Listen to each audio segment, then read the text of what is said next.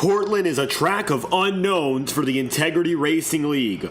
We've had a few road courses so far this calendar year. However, all of them have been tracks that we have gone to at least once before in either the Ignite or Octane series. Here in Oregon, that is not the case. As a matter of fact, it's not just that we haven't gone here before on Monday nights, it's that this is one of the newest road circuits on iRacing, and it is, for the very first time, on display with the Integrity Racing League, and the Ignite series gets to be the test outlet for that very first race. Welcome back to coverage of the 2025 Integrity Ignite series as we now head toward our 19th race of the season.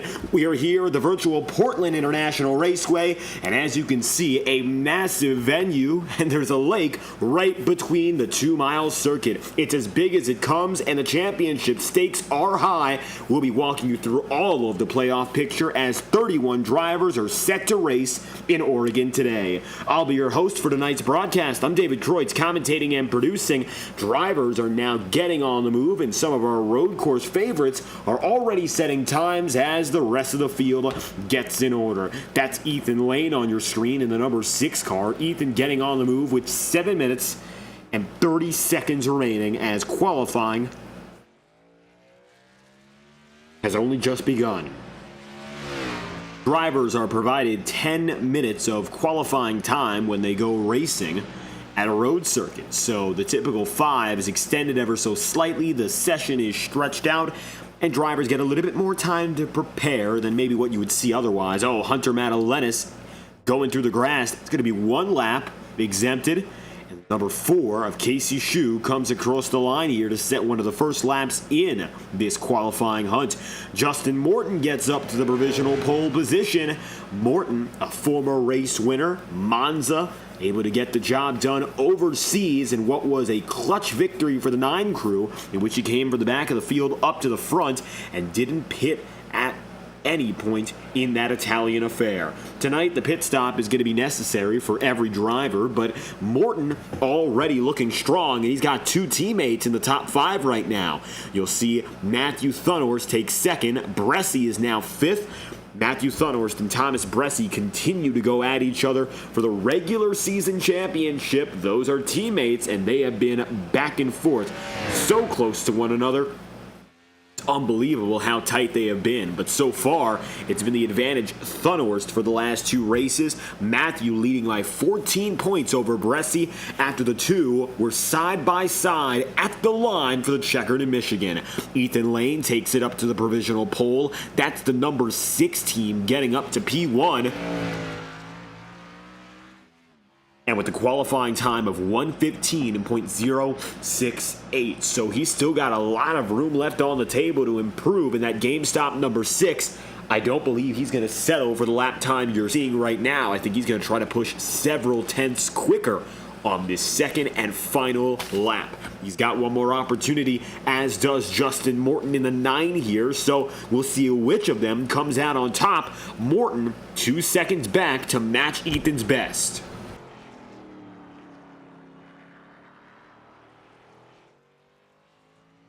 So far, no driver in qualifying has gotten a lap quicker than 1 minute and 15 seconds.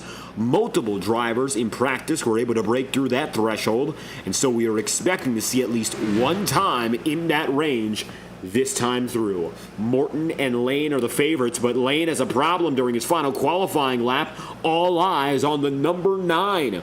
Lane not able to improve. If Justin Morton stays focused here through the final corners, he might just be able to take that pole position. Through the apex of our 12th and final corner at the Portland International Raceway, it's at the line for Justin Morton.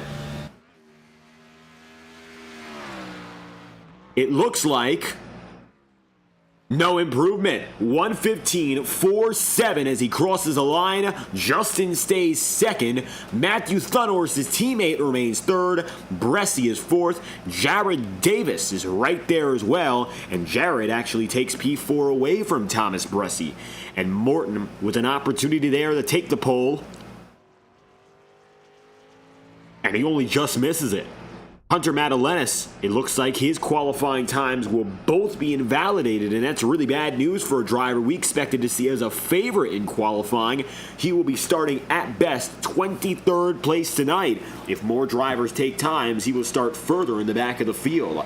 Braxton DeWeese is 23rd place right now. Braxton having himself a great run last week, able to get some time up in the podium positions, and of course, with that fight for the defense and championship in mind, every race matters. Braxton was able to make up 5 places in the championship hunt last week, going from 19th position all the way up to 14th just off the back of one good race. So that does him wonders. Again, top 15 is the official cut line for the playoff picture.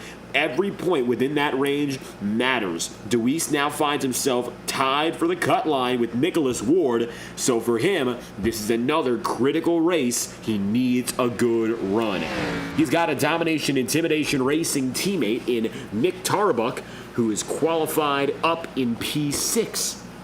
And so DeWeese might have some help in putting together some good laps here. We'll see whether or not that turns out to be the case, because right now it looks like DeWeese is going to come across the stripe. This will be his first. Tom Wetmore taking a time of 1:16.213. That puts him 25th according to timing scoring. And bumps up to 10th officially as the time is validated. Hunter Madalenis still at the back end of the field. He'll start 26th now at best. Braxton's first time will be good for 21st. He'll be going head-to-head with Nicholas Ward tonight. Ward has not yet put a qualifying time down, and he's not on the track. So the expectation is Braxton will start ahead of him, as there's no longer time to get on the racetrack and complete one lap. DeWeese is still at it, as is Calvin Filarski. Filarski's taken both of his laps. He'll start outside the top 25.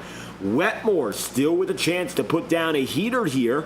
He's in 10th already, but any advantage from this lap to the next could put him up multiple places. If he even brings his lap time down a half second, he'll be able to slot in 6th place as opposed to 10th. Wetmore, 1:16.213 the first time by. And as he crosses the stripe, he'll take 2/10 down, knock multiple drivers down a peg. He will go 7th. That is Tom Wetmore for P7, and just off of that 6th place tally. Very achievable for Tom, but he puts down 2 strong laps, and that takes him up to the 7th place. He'll get just ahead of Michael Laraya. Laraya coming off of that exciting victory against Ethan Lane. An unbelievable race it was between those two. Laraya and Lane, they combined to lead the better part of 90 laps. And that was the most dominating performance we've seen by 2 drivers in any one Ignite Series race so far this season. Cody Smith now making his way around. 21st, it looks like his times have been taken. Michael Laraya on pit road. Elliott Henderson more the same. Henderson is due to start 23rd. Brandon Bernhardt outside the top 25. Ethan Lane on the pole. Justin Morton, your 2nd place qualifier, has decided take a few extra practice laps, so he's not content with just starting up in front. He wants to make sure he's prepared for the long term. This might be Morton's best opportunity to make it up into the playoffs and lock himself in. Justin right now finds himself out of the conversation, but a victory would effectively, it would lock him in. He's made enough races so far this season. It's do or die for Morton when it comes to the playoff push. But the man ahead of him has been tough to beat all season long.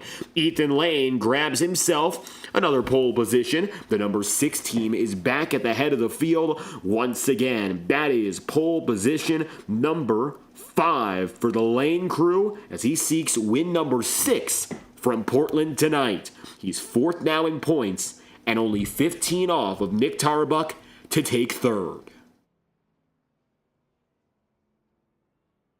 Lane grabs the top spot out of 25 drivers who chose to take a time. Here is Thomas Bressi, 2nd in points, and your 5th place qualifier. JTM Motorsports have all three, JT and M, starting up at the front of the field, Justin, Thomas, and Matthew, although not in that order, but they're pretty close. Three drivers on the same team with a top 5 start. It's a remarkable way to begin the night, and these are some of the best guys in the business when it comes to road courses, historically speaking. Thomas Bressi can say that for certain. In 2023, he was the winningest man at the road courses outright, and he's been able to keep that momentum going into the next season, of course. 2024 was able to collect a victory early on to boost up his championship momentum.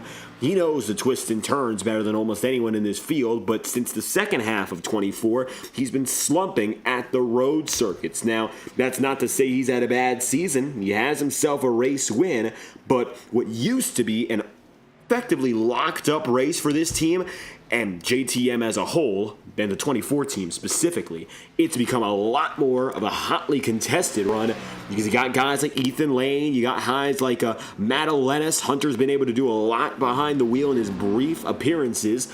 You have, of course, Jared Davis up in front qualifying. Nick Tarbuck is always a threat. So even if JTM has that qualifying success and that record of being the outright best team at these road circuits, I'll tell you this much, nothing is guaranteed until the checkered flag falls, and that will remain the same for everyone in this 32-car field. 32 drivers are set to get at it tonight. 25 took times. Let's get to know your starting grid. On the inside of row number 1, it'll be Ethan Lane who grabs the pole position. Lane gets it up to P1 with a quick time, 1:15.068. Ethan takes his 5th pole position of the season, and it's going to be Justin Morton who goes to the outside front row. Justin again strong as he looks to punch his ticket into the playoffs. The road courses are his best tracks. He'll start 2nd tonight with Matthew Thunhorst, your championship leader, 3rd place, and Jared Davis is 4th. P5 goes Thomas Bressi, and Nick Tarbuck is the last man in the Super 6. JTM, 3 top 5 starters up in front. 7th place is just behind in Tom Wetmore. 8th goes Michael Araya, your defending winner. Jack Drucker finds himself in, just after that, 9th place. And Tyler Hensley with his best road course qualifying effort. A JTM driver on the rise and return. He starts 10th. Casey Shue, another impressive start for him, 11th place. DJ Stagner for Swamp Motorsports goes 12th. It's 13th for Jacob Fife, Blake Gordon 14th, Ronnie Osmer 15th, Josh Gallagher 16th, and Will Reichert P17 as Sebastian Miller goes 18th. Brant McClendon is 19th to Braxton Deweese's 20th as Cody Smith, Matt Sizzler, Elliot Henderson, Andrew Hamilton, and Steve Durham make up the final spaces in the top 25. Durham is the last driver to set a time with 1:21, a 6-second spread between fastest and slowest in qualifying tonight. Next, you'll have Hunter Madalenis, a man to look out for. Expect a top 10 from him as he starts 26th. His rival in the points is far up ahead of him, but Ward contests directly with defending champ Braxton Deweese. Nicholas will start today just behind. You'll see him in P27 there. Josh Christman, Ryan Potter, and Brandon Bernhardt round out the top 30, with your final 2 drivers then being 31st in Boomer Logan and Calvin Volarski in the number 39. 32 drivers are set to take the track in Portland for the first ever race in Oregon for the Integrity Ignite Series. 60 laps on the table, only one will win, and Ethan Lane grabs the pole position for the 5th time this season. Lane has equally as many poles as he does wins to this point. 9 seconds left on the clock, and your pole sitter has decided not to take any time, of course, on the track.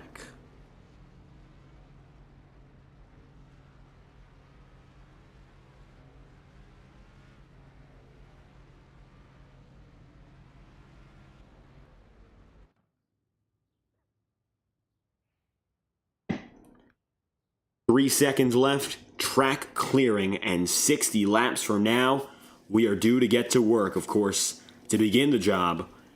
Victory tonight could be real important for any of these guys. I think the most important it would be for is if Justin Morton were to make it happen. Morton is a driver who absolutely needs this win. Of course, a lot of drivers here would love to take victory. Lane is already locked into the playoffs, as is Thunhorst and as is Thomas Bressi. And you look down the line, guys like Jared Davis, Cody Smith, Sam Nieto, all have already locked themselves in. Morton, up in front, is one of the lone exceptions inside the top 10 of qualifying who have not locked themselves into the playoffs here. Lane, Thunhorst, Davis, Bressi, Tarbuck, they're all locked in. Tom Wetmore is not locked in, but he's 30 points above the cut line. Lariah is locked in. Drucker is locked in. Hensley and Casey Shue both are not. Casey Shue is 28 points behind the cut line. Justin Morton is not in the conversation to this point. That is the big issue for Justin right now. He cannot conceivably point his way in where he is right now. Justin, well, he finds himself 20th. He's got stiff competition who have those bonus points over him, and he's outside the top 20. If those drivers ahead of him continue racing the way they have, it'll be a lot stiffer of a route for Justin Morton to go the points way. I think victory is more realistic, honestly. That's how good Justin Morton has been at the road circuits. I wouldn't count him out, and he might just be one of the favorites to get it done.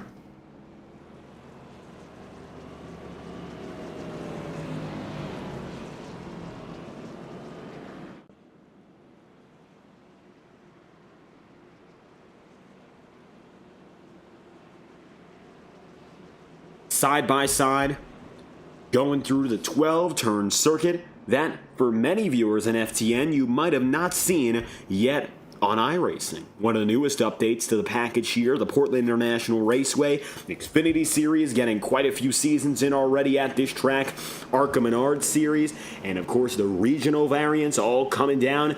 Portland has a racing scene, which I think, if you think about road course racing and you think about the West Coast, you're often, with rightful reasoning, you're thinking about California, where there used to be so many racetracks and there used to be multiple notable road courses. I mean, you would think of Riverside, you would think of Sonoma, which is still there, of course, Laguna Seca.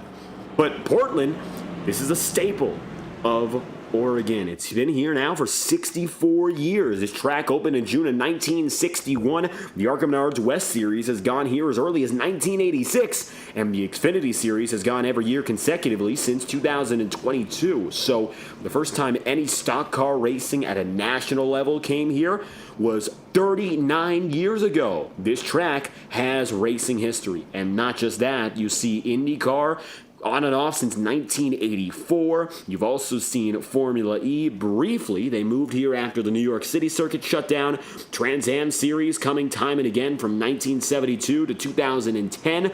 The NASCAR Truck Series going from 1999 to 2000. But the Xfinity Series cars are most familiar. Ethan Lane has been very well accustomed to his number 6 car all season long.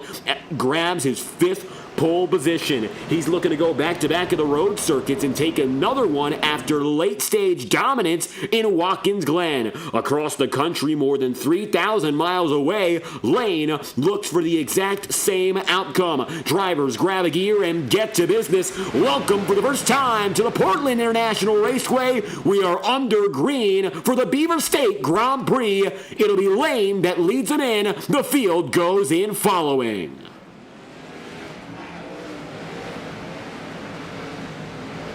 Henderson with trouble, spins, the rest of the field gets away clean.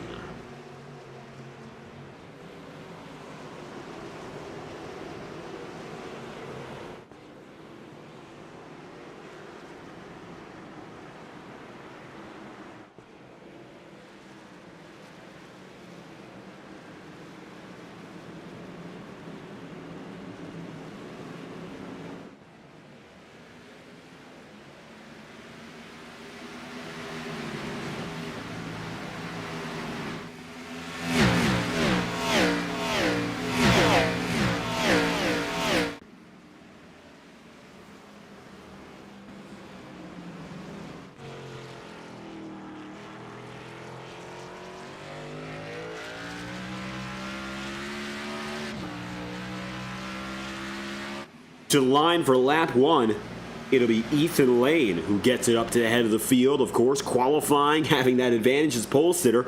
It's all his. P1, P2, P3, Lane, Morton, Thunhorse down the line. And then you got Thomas Bressi fourth. So the top five hasn't changed all too much. It'll be Jared Davis who drops down one position. And now the JTM trio runs second to fourth, all in consecutive order. Tom Wetmore with Nick Tarbuck here.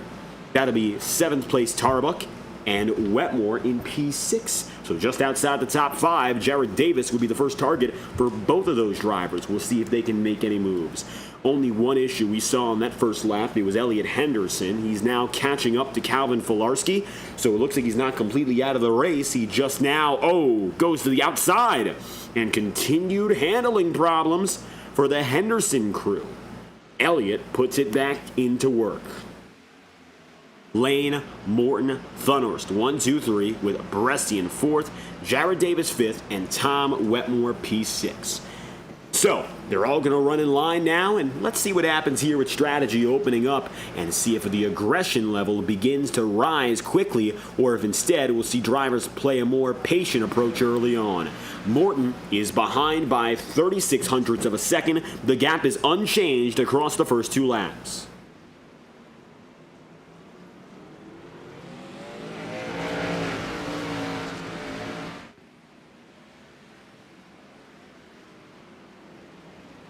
Single file all throughout here. Now, Watkins Glen always has itself the reputation, and it's built it up year over year, of the opportunities for passing.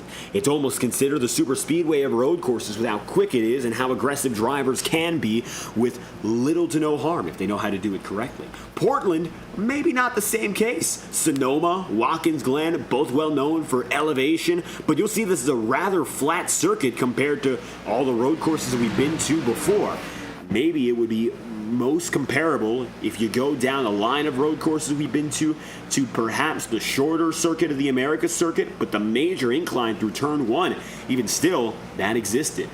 So, looking at this track, maybe it's more similar to an international circuit. Suzuka, the Iora Cup Series, went there a few months ago on Thursday nights, and notably, that track had very little elevation, and I think that comes to the detriment of drivers who want to make passes, because then you're looking for mistakes actively, and that's not very easy. Here's Casey Shue. Casey finding himself in 10th place, although that could change now as Jacob Fife lunges to the inside, although he's not able to make a run at it. 4 in out of 60. Nick Tarbuck with Jack Drucker no longer. Drucker finding himself now behind the number 29. Michael Laraya, P9 here. Laraya's big victory last week, cementing that he absolutely has the stuff to go out here and chase a deep playoff run. Going toe-to-toe against Ethan Lane on those ovals is about as difficult as it comes. Maybe best known for having that finesse the road circuits as of late. Getting that victory in Watkins Glen lit the fire for this 6 team, but I would say that he's better as a whole at the oval tracks. Watkins Glen perhaps the biggest race of his season, but otherwise the string of victories and successes he had since, most of which have come through in large part at the left turning venues. Justin Morton has kept him honest as they come across the line once again. The gap is still 3.5 tenths of a second. Ronnie Osmer retiring due to an equipment failure, his pedals falling out of their mount. Luckily, he didn't get involved with anyone, but we'll replay that and show you what happened. Ronnie Osmer, an equipment failure. Wow.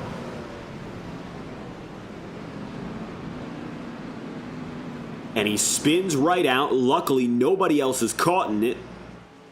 And the field continues on. That could have been horrible. Luckily, Ronnie's spinning at just the right time where nobody collects him. Race over, the motor blew immediately, and a huge equipment failure. And that's unfortunately where the real life side of things gets to you. Chris DeWeese in the chat room, thank you for stopping by. As we go at it, we got a whole lot of time, 5 laps out of 60, and the battles to make the playoffs have only just begun. Ethan Lane remains with clean air and a whole track ahead of him. The sun shines bright. Morton is behind by some half a second. Matthew Thunhorst is in third. Bressi goes P4. And Jared Davis is in 5th place right now. Watch what happens here as Davis now has Tom Wetmore and Nick Tarbuck battling. Let's see what's going on. From the defensive perspective of the number 69, of course, defense for Jared Davis.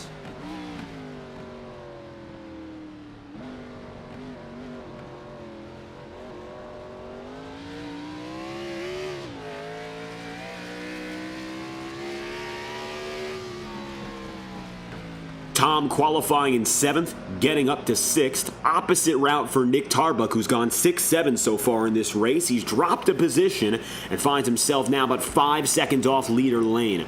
Either way, for both these drivers, going to be solid races. Tom Wetmore, I would say, needing it more. Wetmore, winless in the Ignite Series, although he has 2 victories so far on Tuesday nights. Tom right now finding himself 30 points up on the cut line. We have had 10 winners so far this season.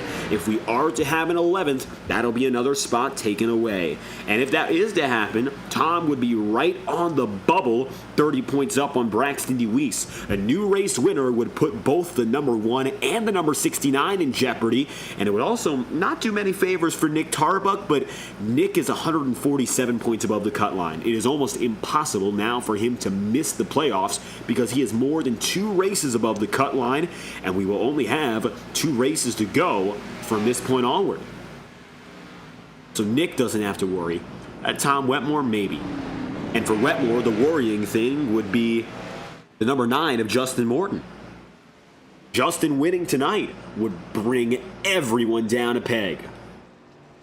That's the exciting part of the playoff formula that we have. Now, usually, it's almost outright. The best drivers get wins, and usually we lock up those playoff positions by virtue of the victory. But a lot of great drivers have not had the chance to come to victory lane yet, just thanks to the level of competition. Morton is so unbelievably strong at the road courses compared to most drivers. I would say he's a top 5 guy at the road courses outright, and he has the best road racing team to back him up. So if he comes equipped on this race night, or another road course race night, he has a huge advantage in making the playoffs over other drivers who don't have that specialty.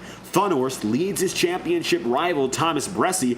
Oh, Bressie bobbles as he goes toward turn 12, but he'll be all right, just losing a little bit of time.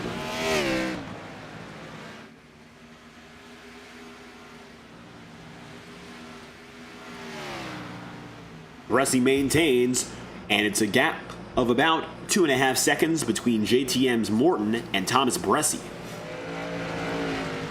Watching what happens further back in the circuit. Passing opportunities limited. Hunter Madalena's going to make the most of one of them. That's going to be Hunter up for P14. Reminder, Hunter having to start 26th place thanks to a botched qualifying effort. Now, on one side of the table, you might say that ruined his night. I didn't do him any favors, I'll tell you this much. But being resilient in a situation like this is such an important thing. Hunter cannot quit. And right now, it looks that he got himself in a much better spot than where it all began. Currently, anyway, of course, he's up in the top 15, 14th in fact, and the end goal is going to be going up there for the top 10. A top 10 is very realistic in this position. A top 5, not too certain if he can get there. He would need to claw down 10 seconds or more to get up to Jared Davis, but Hunter is quick. Last time by, 1:17.4 for Jared Davis. Hunter, 1:17.1, 0.3 of a second a lap quicker. Assuming that pace disparity continues, he would be gaining a lap, gaining a second every 3 laps. He would never gain a full lap, but he would gain a second every 3 laps. With 50 laps remaining, take 50 into 3, he'll be able to gain quite a lot of time real quick. 16 seconds as a matter of fact. That is more than enough they needs.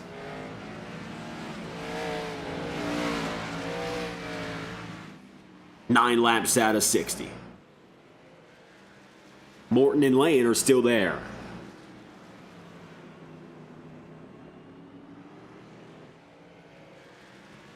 Matthew Thunhorst in the 8, dropping a little bit further behind his teammate, and we're looking at that gaggle of cars here tightening up further. So watch out for Jared Davis, Wetmore, and Tarbuck. If Hunter Madalena stays at ideal pace, He might be there for the top 5 battle come lap 60, but he needs to be very consistent. He just dropped a half second. Wow, look at this 0-7 go. Hunter's a rookie. Remind you of that, and he is always on the best drivers, no matter what the situation is. Now, this is one of those races that's really going to test his skill for the later part of the season, and it is that attrition factor, it's that endurance, and it's knowing that you're starting in the bad position and trying to make the most of it. Hunter's going to be looking for 13th place. He was blocked that time by, but he still set a solid lap, although he's going to lose some of his gains from the previous circuits. Jacob Fife is in 11th. Tyler Hensley has maintained well to stay in 10th place, and it looks like Tyler getting a better run than he did at Michigan. Qualifying was poor, just not enough for him to elevate his game the whole night. He did improve for a top 15 run, but starting top 10 means so much more, and it helps out incredibly so. And it's probably going to keep him up there for the better part of this race. Wetmore gets a nice apex, breaking away from Nick Tarbuck there as the entire pack kind of gets itself out of sorts.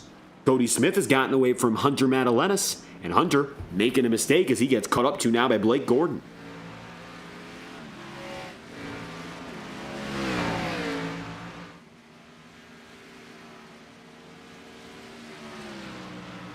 Ten laps in out of 60. Ethan Lane has led every one of which Justin Morton has been right by his side. The gap from lap 1's end to lap 10's end changing by 30 thousandths of a second. So for everything that Lane has done, Morton has done it too. Now, I don't think the first half is going to be indicative of either of their best paces. Remember that Ethan Lane did not lead the first 34 laps when we went racing at Watkins Glen last month. What had happened was Thunhorst led the opening portion of the race. He led the first half outright. He was dominant. He had control of strategy, and Lane was distant further back in the podium. But pit stop strategy came around. Lane took control of the race, and when he got the lead, he never looked back. So it could go one of two ways here. Could be Ethan Lane continues his unbelievable dominant stretch of these road circuits and go for 2 consecutive in our longest road races ever. Or Justin Morton flips the script, and this time around he's able to take control with the late race surge. It is highly likely that it could go either way. I mean, it would be less likely that third place Thunhorst comes up or Thomas Bresci and so on and so forth. You got to place your bets on the 2 best right now, and those 2 best have been up in front all throughout the night. Coming across the line again for lap number 12, it is still Morton chasing Lane. And look at how tight they've been. Still no opportunities for passing. We're trying to find anything that's closer. Here's one battle, Sebastian Miller, as he comes up on Will Reichard. DJ Stagner, Ryan Potter also bowing out of today's race. They find themselves now 30th and 27th respectively. So that means that Miller is the only Swamp Motorsport driver still in the mix here.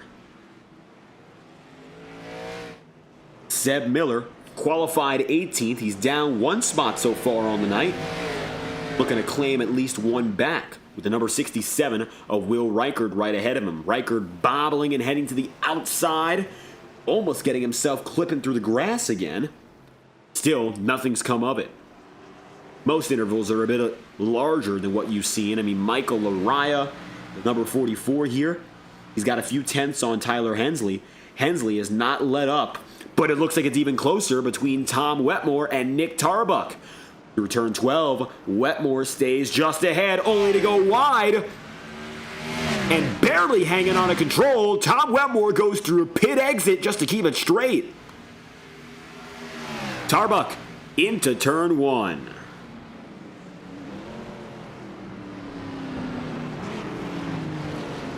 Faltering through the early chicane, it is Tom Wetmore who drops back. Nick Tarbuck gets himself an easy position, and that brings him up to 6th place. Jack Drucker watches. Tom Wetmore maintains a spot in the middle.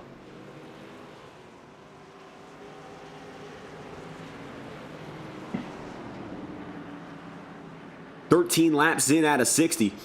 Expecting to see that pit stop cycle closer to the halfway mark, which would be about lap number 30. Tire wear has been pretty clear so far. Best times in qualifying in the 1:14 range.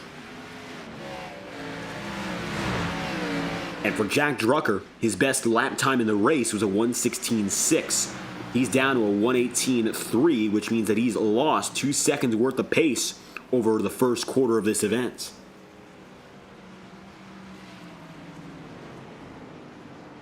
Justin Morton remains a half second back on leader Lane. No changes right there. Hunter Madalenas getting by Cody Smith and putting himself back together to try to chase after Casey Shue.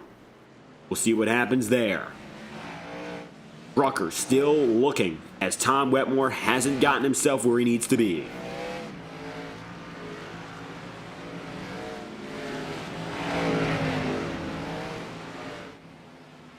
At the tail end of the pack, Sebastian Miller getting ahead of Will Reichert and Matt Sisler, and it looks like now he should be able to claim at least one position. As they cross the start-finish line, that he will. Miller goes back to 18th where he qualified.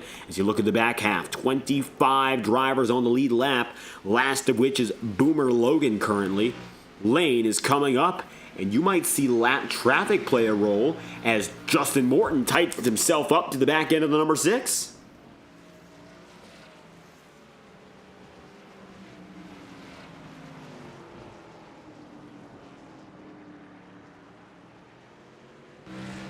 Now, with a tighter gap than before, here's where it becomes most interesting. What's going to happen as they cross by Boomer Logan? This track is narrow, and as they get past the front straightaway, Boomer's either going to have to outright get out of the way, or they're going to force him out if they want to pass the number 94. Here comes Ethan. Let's see what happens now with you right on board the number 6.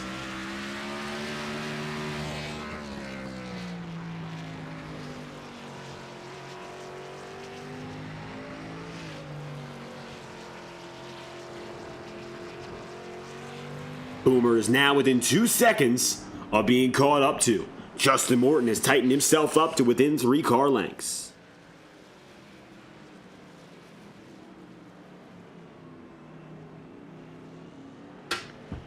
"15 laps in out of 60, 3 drivers within a second and a half for the lead. The final moments, of course, of this race could be dictated by those two up in front getting into a problem, and Justin Morton sees his teammate looking to sweep in.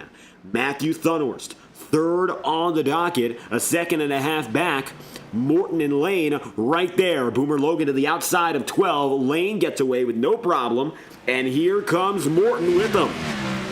First and second breakthrough effortlessly.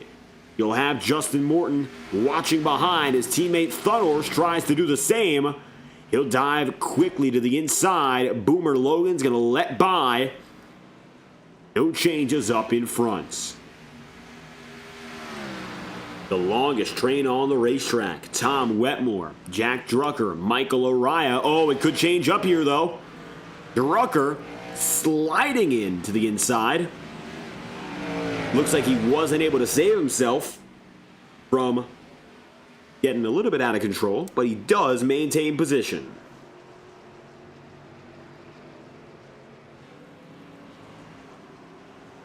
Hunter Madalenas, 26th up to 12th. He would only need to gain 2 places to get up to P10. However, that is 6 seconds he's got to make up on Tyler Hensley and Jacob Fife respectively. Both of them have not yet been able to make it through, of course, get a clear advantage. Compared to the pack ahead of them, they're still the back-end guys of the biggest group up front.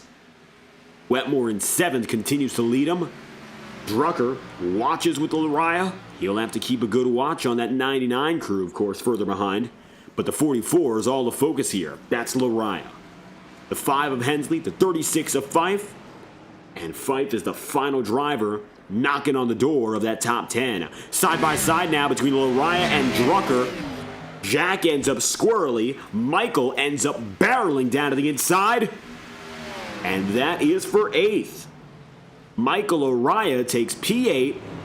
Tyler Hensley looks, gets himself cut deep to the apex of the corner, and tries to go for a pass on the 56. Can't get it that time. And so now, he'll wait again. Looks like Drucker getting a little squirrely. That held up all of them. Michael Araya is now more than a second off of Tom Wetmore. It's about 1.2 seconds, the gap between those two drivers here. Take a look aboard on Tyler Hensley. Let's see what now your 10th place driver can do to take at least one more spot.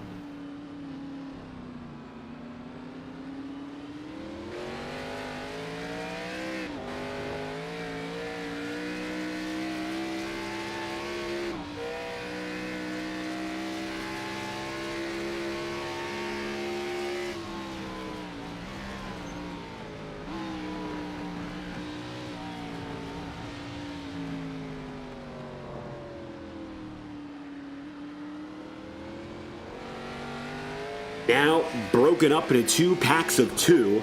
So really not any pack any longer, but just smaller bunches of drivers. Tyler Hensley is on the offense on Jack Drucker. Wetmore is now feeling the heat as Michael Araya gets right behind him again. Jack sends it a little bit further out into that opening chicane. Tom Wetmore has been able to keep Araya at bay pretty well so far. He only let one driver slip, Nick Tarbuck, and Nick so far has been able to pull 5 seconds, and he might be able to pull into the top 5. Jared Davis is now only 1 second ahead of Tarbuck, and so for Nick, if he wants to maintain third in the regular season points any longer, a top 5 is critical. Ethan Lane is going for all the bonus points tonight. He is aiming to lead a lap. He's already done it. Take the pole position. He's already done it. Lead the most laps. He is 18 laps in out of 30 on that goal. When he passes lap number 31, if he's still the leader, he checks that box off as well. And of course, his end goal is to win this race. And so for Nick Tarbuck, who has been 3rd place in the points now for a month and a half, that might come to a close with one good run tonight.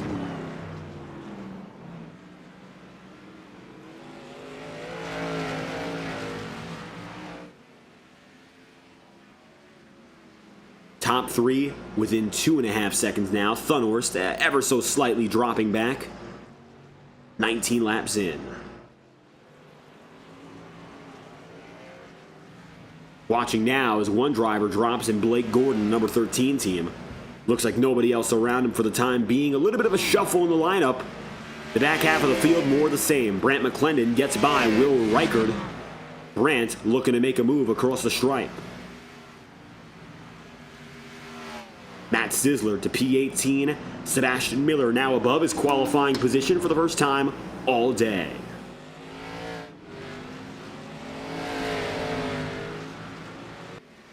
Thomas Bresci still has Jared Davis all over him. And if it isn't enough that Nick Tarbuck might have a chance to catch up to these two, Jared Davis is putting on the immediate heat.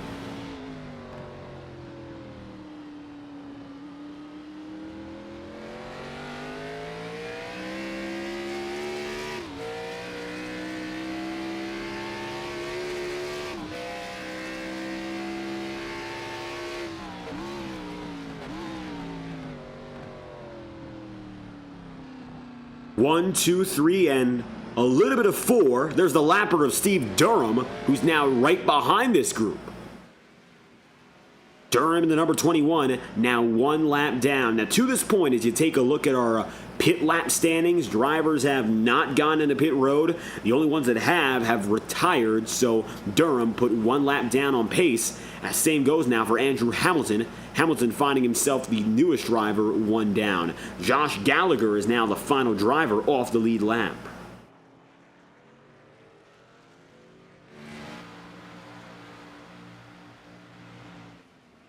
The number 6 of Ethan Lane has led every lap to this point, but it has not been easy. Meanwhile, you watch as the JTM trio tries to maintain their consecutive running. It is a 2-3-4 organization. Thomas Bresci, he's the driver now who has to keep that intact, and he is facing the most pressure.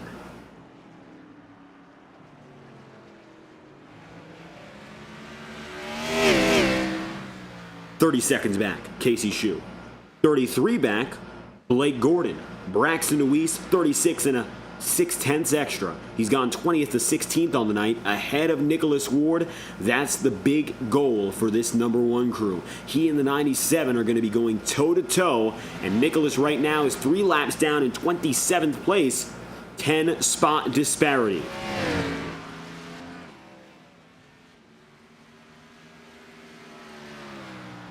And for Ward, who's been doing all that work to try to put himself up into the picture, he's tied exactly with Braxton DeWeese in the standings. So let's talk about that, and we'll put it on your screen right here. Here's a look at who is locked in and who is not for the Integrity Ignite Series playoff picture. 15 drivers make it into the opening round, and as you can see, 10 of which have locked themselves in on victories. Lane with 5 has already done the most work of all. Hunter Madalenis and Blake Cannon with 3 apiece are also firmly locked in. Then you've got the winning men from Thomas Bressie and Matthew Thunhorse down to Cody Smith and Sam Nieto. Currently, there are 5 spots up for grabs. Nick Tarbuck, DJ Stagner are comfortably above the cut line. DJ has a race's worth of security. Nick is set to lock himself in tonight with a solid finish. A top 5 would firmly put him in. DJ's 79 up. Ronnie Osmer's 33 points up on the cut. He's going to fall tonight thanks to that equipment failure, and Tom Wetmore is 30 points up. He will gain a position as he runs currently in 7th place. If he maintains at that rate, he should be able to hold on to gain a spot in the championship running. Braxton DeWeese and Nicholas Ward are right on each other, and they're going to be going toe-to-toe for that final playoff spot with Jacob Fife, Seb Miller, Rob Ackley, and Casey Shue.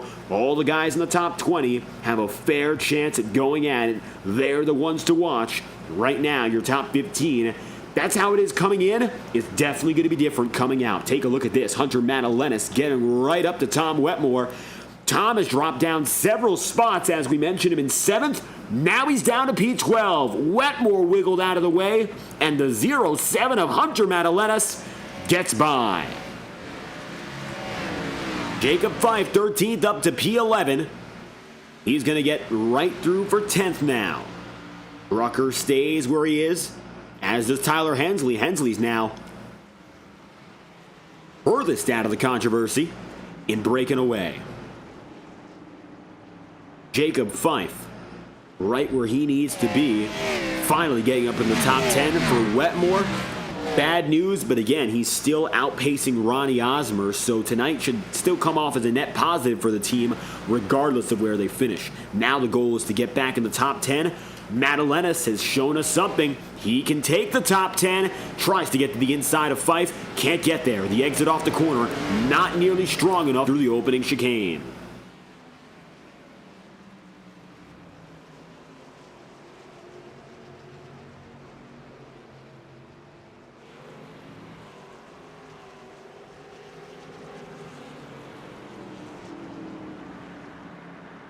"23 laps out of 60.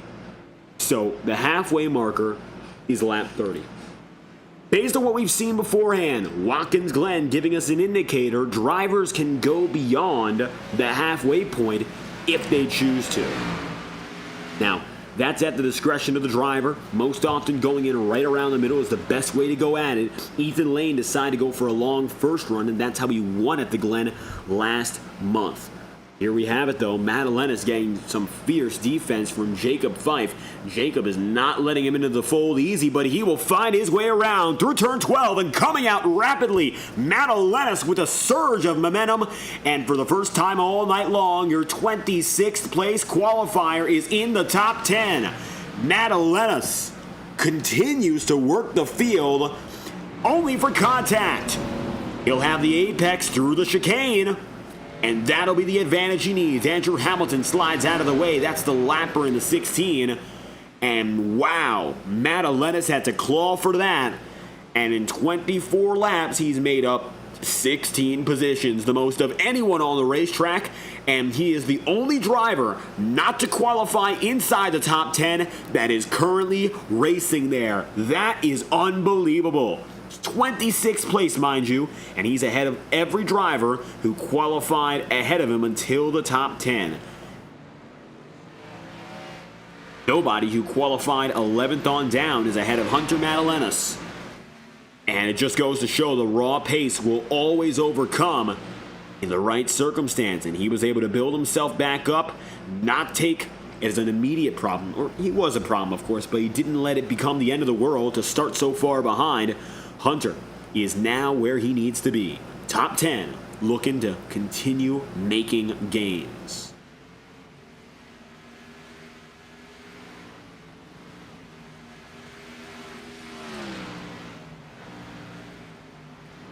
Ethan Lane has been able to double his gap to Justin Morton over the last few laps. It looks like it's just under a second at most times.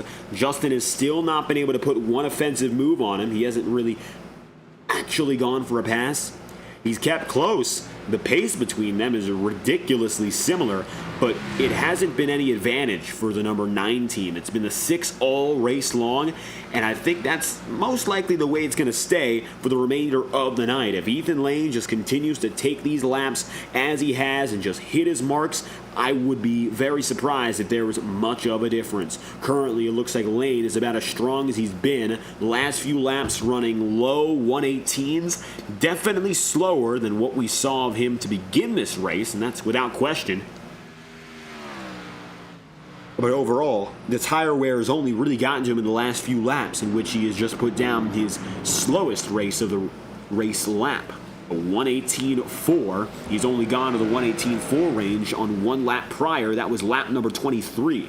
So the 118s are really coming in for your fastest driver of the race. His quickest time, a 1:15.993. Morton's fastest, a 1:16.037. So currently, Lane is outright the quickest. He's got the fastest lap. He currently has the most laps led, and he has the pole position. A victory would cap off a perfect day for the number 6, and it would prove once again who really is the best of the best in this series. Although Justin Morton has not disappeared, so don't count him out.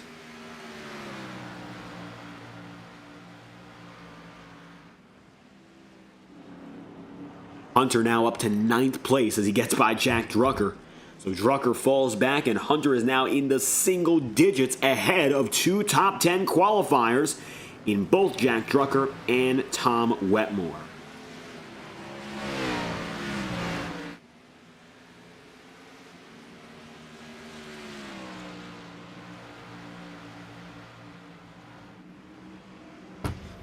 Let's see now whether or not he can get up to Tyler Hensley. I would be surprised only because Hensley has been able to keep a really good read on Michael Araya so far tonight. Both of them have been able to gain. Michael has taken a spot. Tyler has been able to take 2 places so far, and I would say Tyler may be having the more impressive race, shall we say. Michael Araya is always a well-known threat, and he probably had one of the best individual races we've ever seen in any Integrity Racing League event just last week. But I wouldn't say that Hensley is necessarily a road course ace by any definition, which is not a slight at him, but compared to his other JTM teammates, he would not be the guy you pin to have a solid top 10 day. And yet tonight, he's done exactly that. He's gotten away from the noise, he's kept himself out of all the trouble, no distractions on the track, he's running a comfortable 8th, and if Michael Araya slips up, you know he's always going to have that extra position in his back pocket.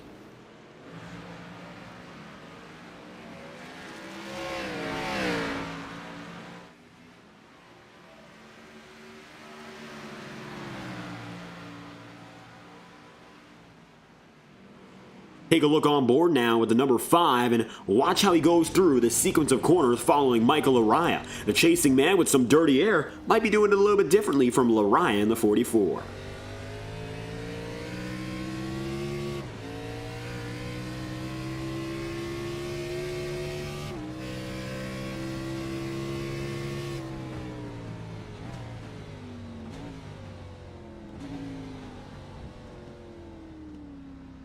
Araya wide on the exit. Tyler Hensley holding it tighter to the apex. I don't think that's going to make much of a substantial gain. I think Hensley is comfortable where he's been, riding behind. But if he gets that chance, he surely will take it. Watch further back here. Braxton Deweese up to 15th. Blake Gordon dropping to P16. Matt Sizzler got ahead of Seb Miller. And it looks like Matt of that backpack that we saw beforehand has come out the quickest so far as he makes it now toward his 28th lap of the race. Final driver on the lead lap is Elliott Henderson, 23rd down to 30th on the night. And he's now maybe in jeopardy being put one down. Here's Lane coming down the straight.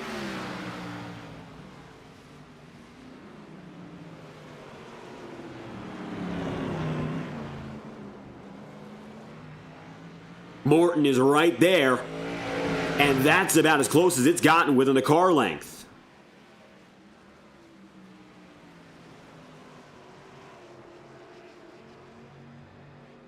It's as tight as it gets right before pit road. Whoever dictates the pit road entry, that's the driver who have control strategy for the remainder of the second half.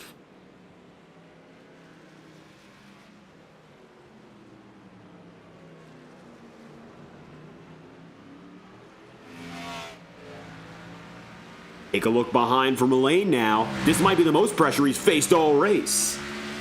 Morton keeping this trick up in his sleeve.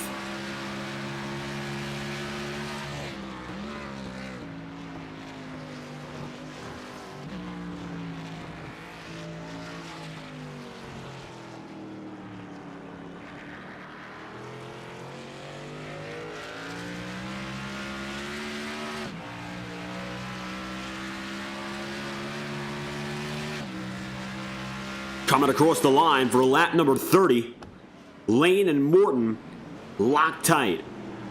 The top five is separate by nearly 20 seconds, and even Matthew Thunhorse has now been shaken away by 3.5.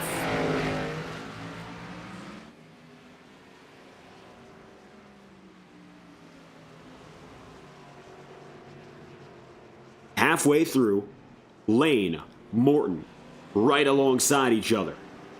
Of course, when it comes to that position, that's how they've been all night long. Justin hasn't yet found the right route to make it around, but I think he's thinking about it more than anything else. Halfway down and halfway to go, we cross the start-finish line. Jacob Fife has decided to come down to pit road. He'll be the first driver of the heavy hitters to come in.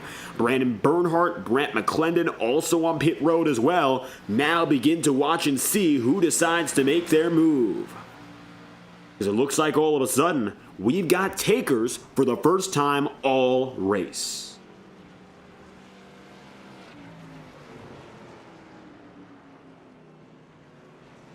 Lane a little wide. Morton not able to catch up on that exit, and it's going to be into pit road with Ethan Lane in control. Lane opts in. For the first time tonight, someone else will lead a lap. It'll be Matthew Thunhorse coming across the line. The number 8 team is in control as he holds himself out. Lane now might be seeing the 8 car try to do a reverse of what he did to Thunhorse in Watkins Glen.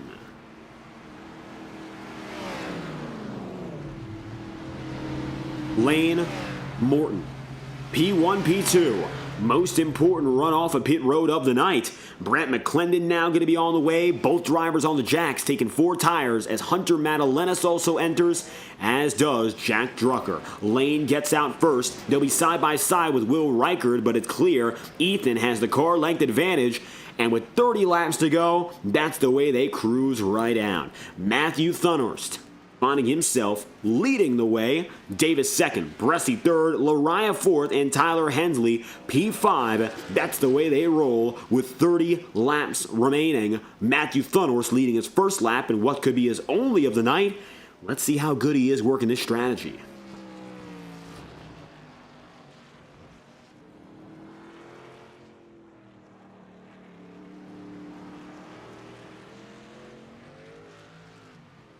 The pit road, Matthew Thunhorst.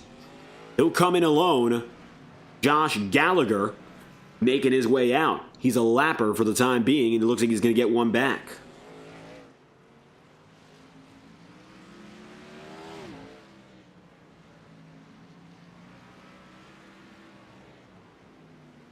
The 8's in. Nick Ward is as well.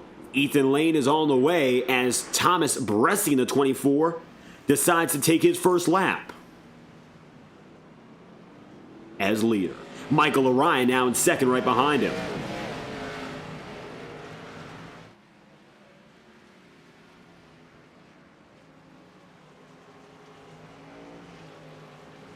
Justin Morton now finding himself 6th place. Ethan Lane, of course, the one to watch. P9, he's going down to pit road. Lane with trouble. He comes in for an unscheduled second pit stop. Justin Morton has just let out and in front, and I think for Lane, that is it. Lane bobbles.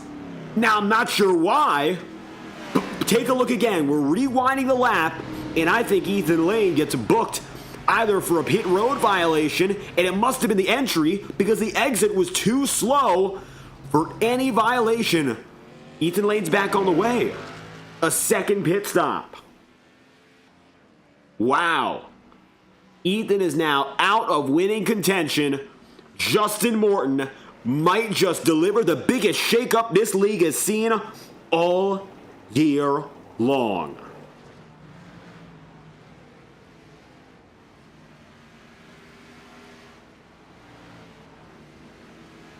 JTM Motorsport looking to go back on top of the road courses just got the biggest gift of the day.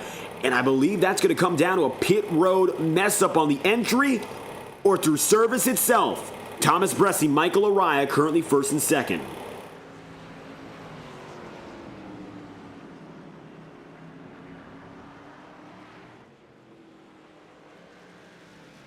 Ethan will have led the most laps on the day, has the fastest lap so far, and the pole position.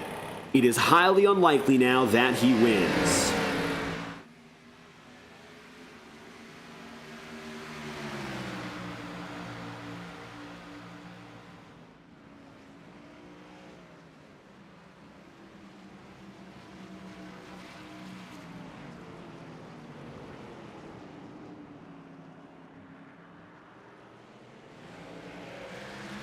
Bressi opting to go right down to the inside of the circuit, and he'll leave the pack ahead of him behind. It'll now be Bressi entering and Michael Araya taking P2 here.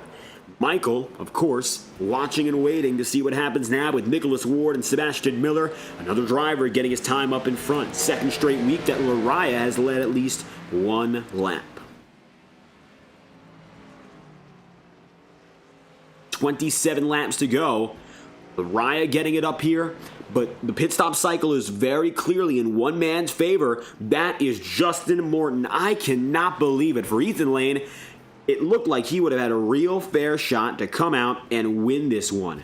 Now, it looks like for the time being, that's not going to be the case, but it's not open and shut for Justin Morton either.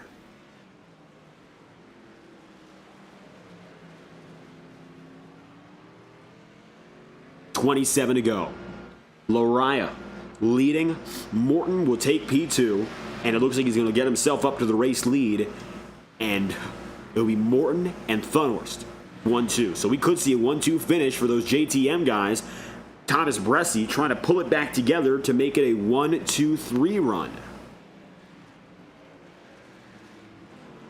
We'll see if he can get by. He's first got his own teammate in Tyler Hensley, who's having a great race. I mean, I'll tell you this much, he's going to move up to the top 5 when Araya goes down to pit road in what I think has been Hensley's best career race so far.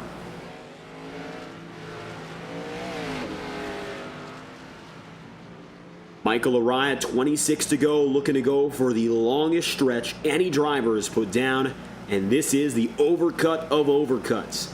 Stretch it as long as you can to begin with, and push as hard as possible on the second half. And in doing that, he'll have to concern himself a whole lot less about the remainder of the race. And with a little bit more aggression, you've got a little bit more in you to make passes, make moves, get yourself up to a higher position. It's a risk, but I also think Michael Araya is a driver who can pull it off very well. 26 laps to go. Justin Morton waiting for that cycle, and when he gets it, it's his.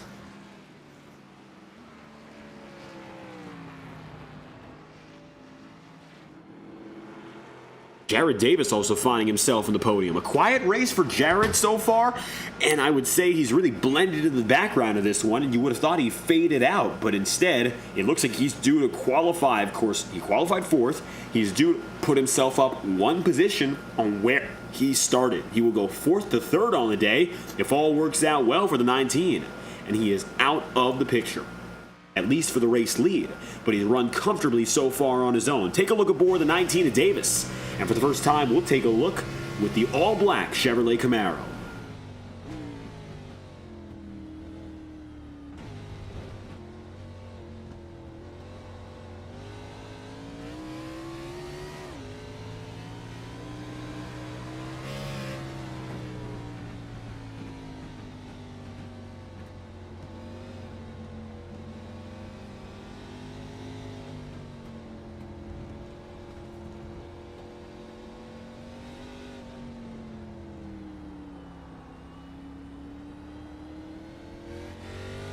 Smooth operation inside the 19. It's a flat track. Flatter than Watkins Glen, that's for sure.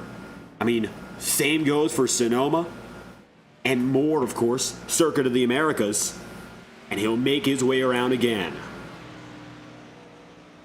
Controlling things real well, Jared Davis, I'll tell you this much. 25 laps to go, one-time race winner so far.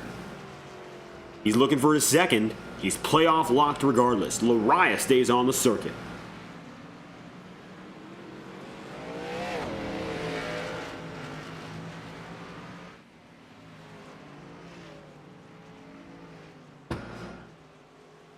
Michael's being chased down by a lapper, perhaps his only competition right now, Sebastian Miller. Miller is now the first driver one lap down, and it looks like for him anyway, he's trying to get that spot back. The lucky dog won't be in effect tonight, of course, since it's a road course race, no caution, so he just wants to stay up there.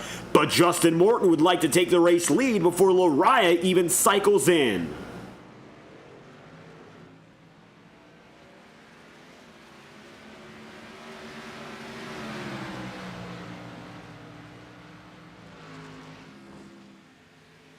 Michael now has to watch behind as the competition of the lappers is no longer his primary concern. Instead, it looks like he very well could lose the race lead here and now. Michael is still ahead of Morton, has not shown a sign of budging.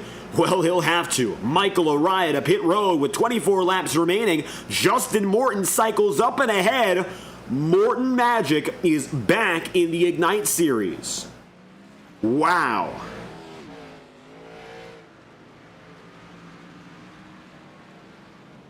Justin Morton looking to bring the fire back from Monza and pull perhaps the most clutch victory of the year. He would be the 11th individual race winner of the campaign, and it would be a victory to remember.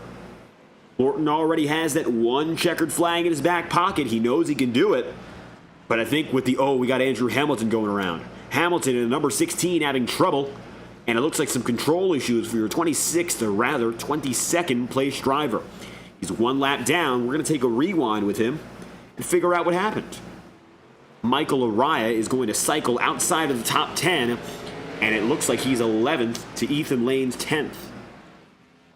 Andrew was alone at the time of the incident. He's the final driver one lap down, and it looks like for the first sector, very little a problem. But we've seen a few times, such as with Elliott Henderson to start the race, if you skate just outside the track barrier, which wasn't the issue this time, you have a problem. But nope, cut loose, and luckily nobody else involved. Andrew Hamilton on the way, now 2 laps down thanks to that incident. Teammates run 1st and 2nd, and they run 5th and 6th. Give it up for Tyler Hensley, 10th up to 5th. Doing a fantastic job. And he's had, so far, no problems in the cockpit. He's gained 5 spots, and of all the drivers in the top 10, he's gained the second most of anyone. Justin Morton leads the way with 22 laps remaining, and as always, we'd like to thank our friends at Whiplash SimCams. Even with these brand new tracks and cars coming to iRacing, Whiplash has you covered for 2025 and beyond. Free camera packages available for trial are on their Discord server, and any track you would like, $5 per car, $5 per track, no licensing fee attached. When you have it, it's yours. With 22 laps to go from Portland, Oregon, let's crank it up through the Beaver State Grand Prix. Morton Magic and Matthew Thunhorst are leading the way as JTM looks for its first 1-2 finish of the season. Let's get loud and proud from Portland.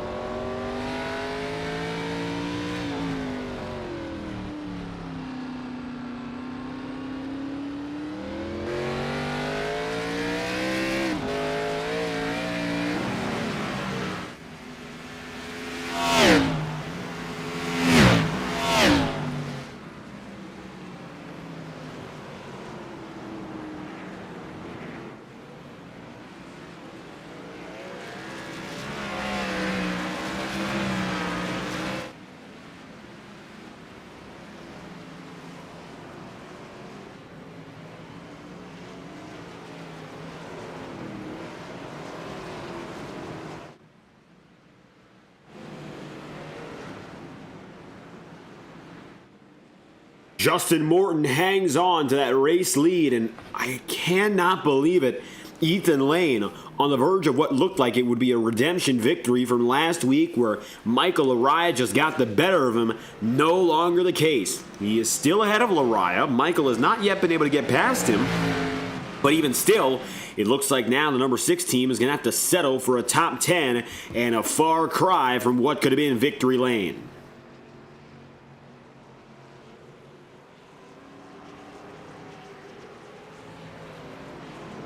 "18 laps to go, and these two battles continue on. Got Thomas Bressie with Tyler Hensley, two JTM teammates who are going at it. Thunhorse has not yet been able to catch up to Justin Morton, and I would be surprised if that changed as the race goes on.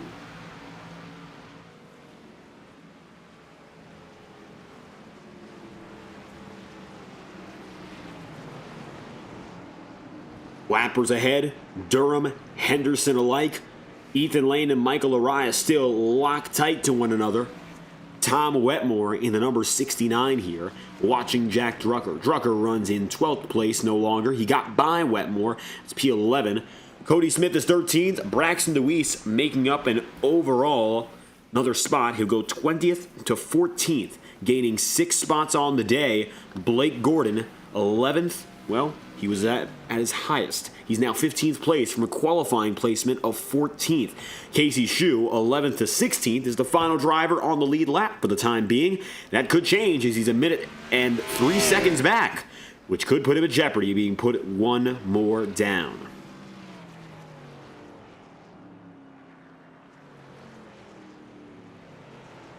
Coming to 16 laps remaining, Nicholas Ward now has himself dropping down to the inner swoop. He goes to the inside, comes right back up, maybe trying to break the toe off that number 9 of Morton.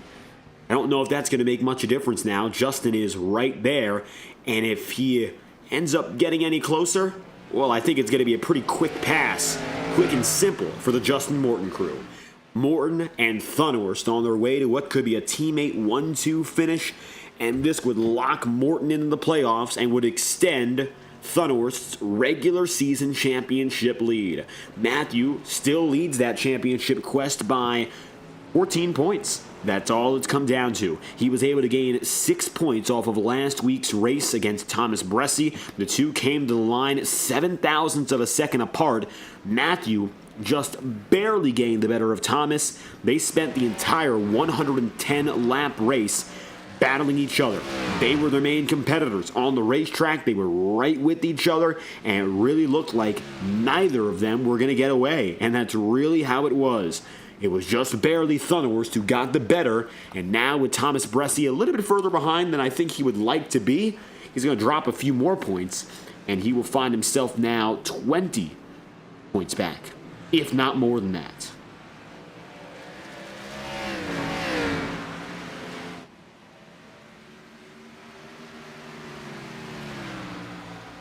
"15 laps to go. Hunter Madalenas, 26th to P4, the biggest mover on the day. And take a look at what he's going to do. He's going to go for 3rd place and make it a 23-point gain. 23 positions in just one race. How about Hunter? If he does that, it's unbelievable. This man wasn't able to get a qualifying lap off. Both laps invalidated, and he started all the way at the back of the field. Under green, he has gone from the top 10 to the top 5, now up to the podium places. And we thought a top 10 would be the ceiling, maybe a top 5 if he really dug at it. And it looks like now he's finally made his way through. Jared Davis, Hunter Madalenas for 3rd place. Davis qualified 4th. Hunter qualified in 26th. That's the difference in qualifying, and they're right with each other in the race.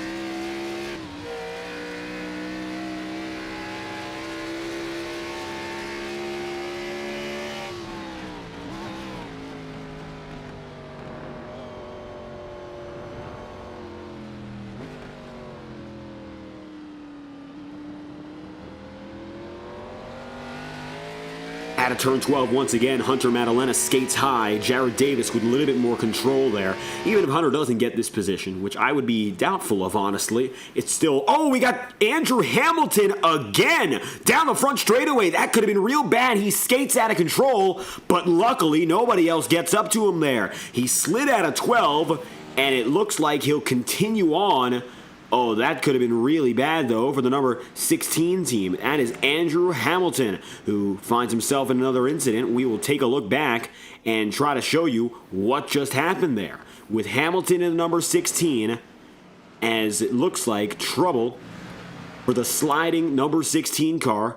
And you see him right now going at it. He's gotten it back in control, and we're looking to see what happened. Try to get to a good view of that.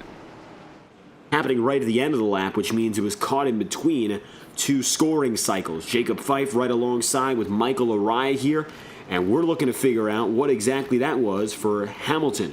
The number 16 team with another issue. He's had a few slides back and forth today. That's what's caught him off guard for the most part. But it looks like this time around it was a different trouble. Here's a look. Right back to the slide, and it was coming out of turn 12 here. Looks like just gets caught up and goes up and down the track. We haven't seen that out of turn 12 yet today, but it looks like he'll bobble through and luckily not make any contact with anyone else. He'll come out of turn 12 once again. As we get back now to your live feed, you see there, he's going to let Ethan Lane go by. So that's a quick look at what just happened for Andrew Hamilton. Ethan Lane right with them here. Lane has stayed ahead of Michael Araya, and even Jacob Fife now has been able to make it for a position.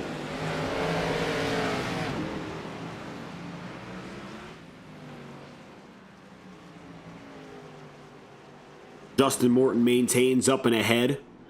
Closest battle in the top 10.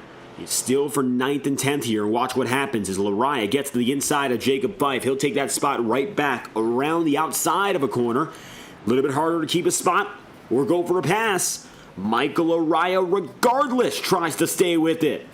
To the inside. Lane makes the move, of course, to get out and ahead. Araya follows Fife.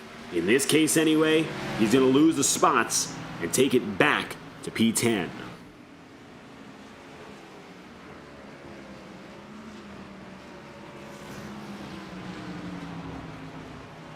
A dozen to do it. 12 laps to go. Tyler Hensley, he's now in 4th place. How about that? Well, the reason is that Hunter Madalenas has just gone down to pit road. Oh, Andrew Hamilton slides again. Hunter Madalenas just went down to pit road.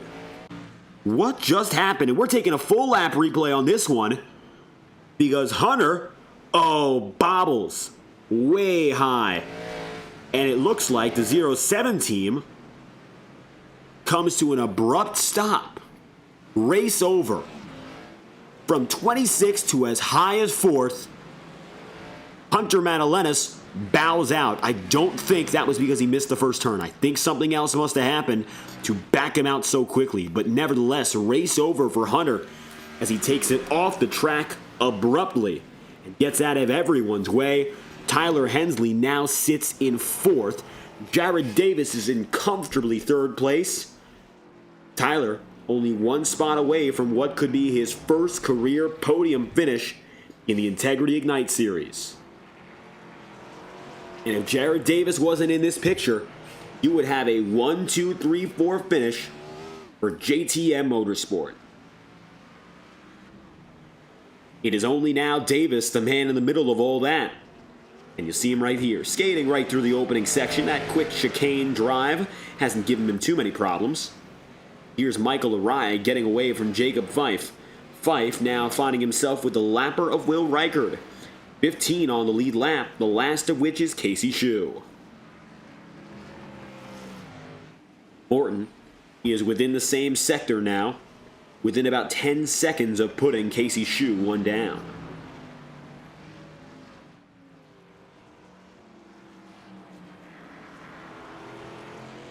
Josh Gallagher watches now. Will Reichard getting by. Hunter Madalenas is going to be in 21st, so he'll fall all the way down the ladder as he retires for the night. And unfortunately, a great run comes to an abrupt and premature close, and perhaps his most impressive drive this season, Hunter, will not be able to close it off.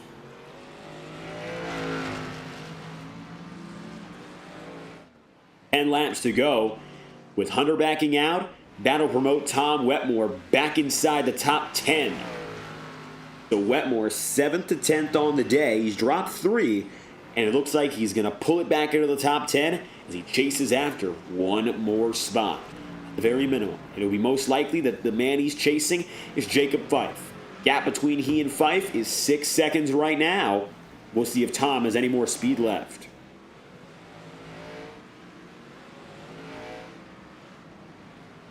Fife goes to the inside and drops easily on Elliott Henderson. The battle for the lead has really been less of a battle ever since Ethan Lane made that huge fumble. And it's a reverse of how Watkins Glen went, in which Lane did not lead anything in the first half. And now, it looks like he's going to lead nothing in the second half. He led 30 consecutive laps, and it all unfortunately falls behind. 10 laps to go.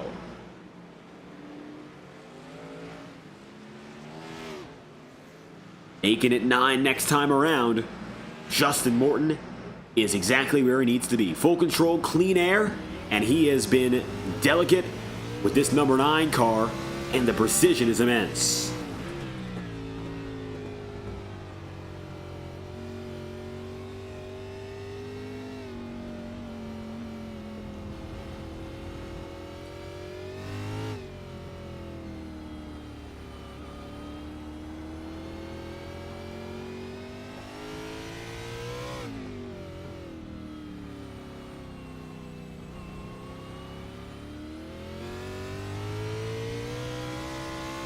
And just taking a listen inside of Morton's car here. This Toyota Supra has been ramped up all night. Ethan Lane was consistent in the first half. Morton has been able to take that consistency of only being within a second away from him all throughout the first 30 laps and has elevated it to be again as quick as he was before, and that's all he'll need as he leads the entire field, and there's only 15 on the lead lap.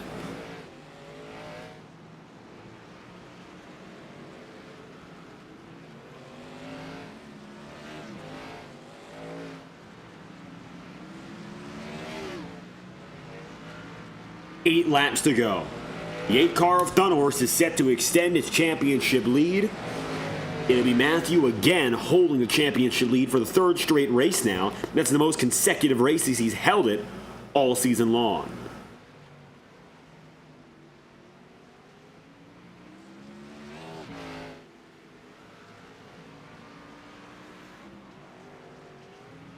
Jared Davis 3rd. Further back, Michael Araya and Ethan Lane are continuing their joust. They're only within about 0.3 of a second at the very most.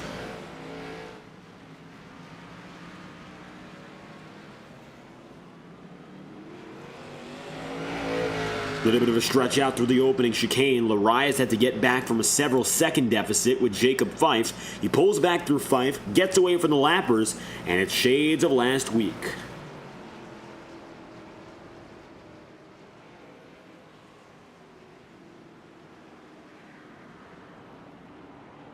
Michael's all over the back bumper for Lane here. Ethan hasn't faltered yet. And in all the laps they've been together for about 20 in this race, Ethan has been advantageous. Michael Araya is right on him at the same time.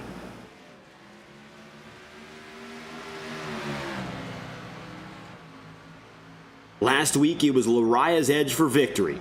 But every time these two race each other, even when it's not toe-to-toe for the checkered flag, it's always exciting. The caliber of driver. And of course, Ethan Lane, an eNASCAR Coca-Cola Series driver this year.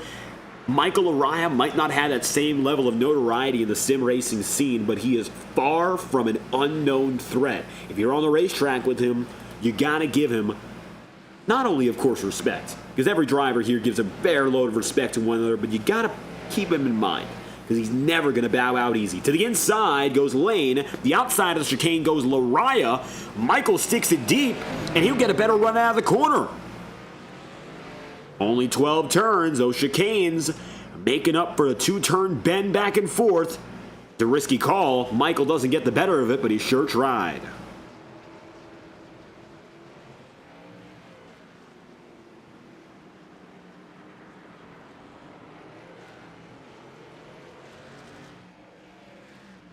Seven laps to go between these two drivers. And of course, 7 laps to go for your leader.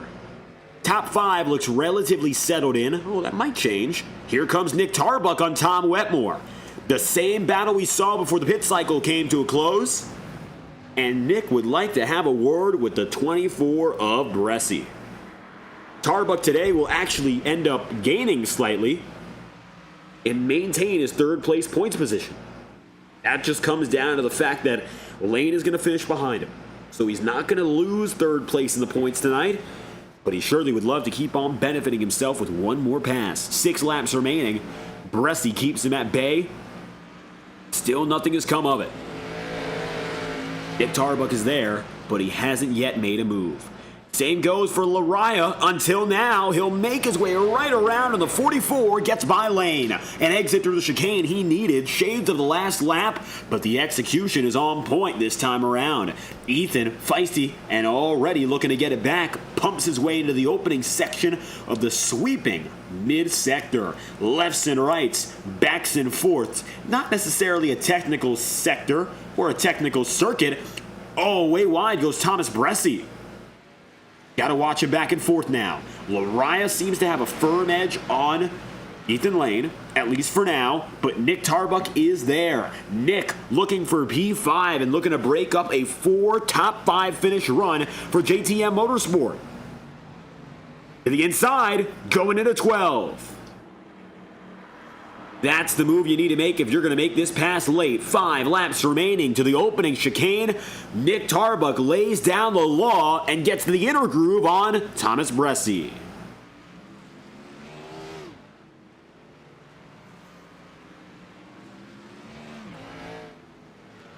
It's the exact same way Michael Lariah got by Ethan Lane. And that surge on the outside, if you could hold it even somewhat well, the position is yours.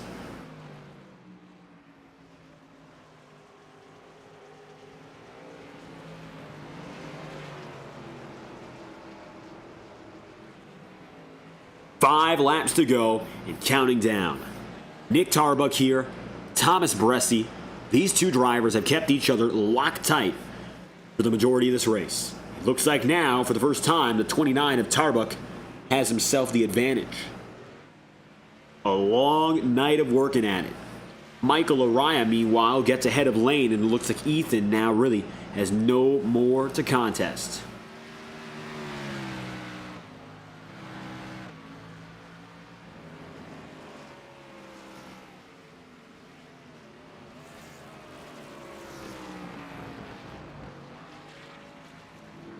Four laps to go.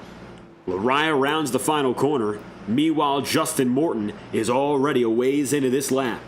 He's only dealing with lappers at this point. He doesn't have to concern himself with teammate Thunhorst. Matthew is 3.5 seconds back, and he too will have to go by Casey Shue in the litany of drivers, who are, at this point anyway, not where they need to be. 1 lap down, though, the majority of the field is off the lead lap. Only 14 drivers remain on the lead lap. And I think it's going to change now. Blake Gordon might just drop as well. That'll leave us with only 13.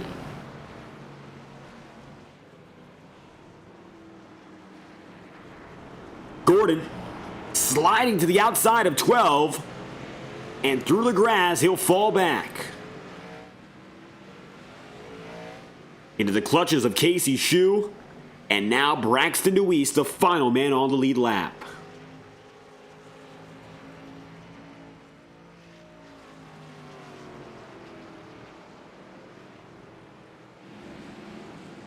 Three laps remaining.